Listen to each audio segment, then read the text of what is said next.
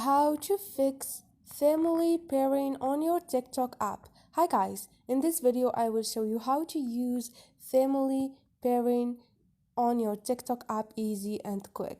So first thing, go to your TikTok. Now you are on your page. All you need to do is click on those three lines up there and click on setting on and privacy. In here you can scroll down and click on family pairing.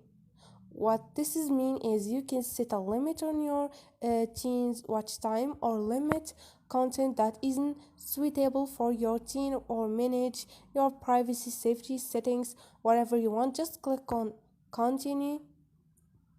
In here start doing those steps, like who is using this TikTok account, click on parent or teen, or just click next. And here scan the QR code from your parent account and follow those steps easy and quick. So this is it guys, hope this video was helpful to you. If you like the video, don't forget to subscribe and like.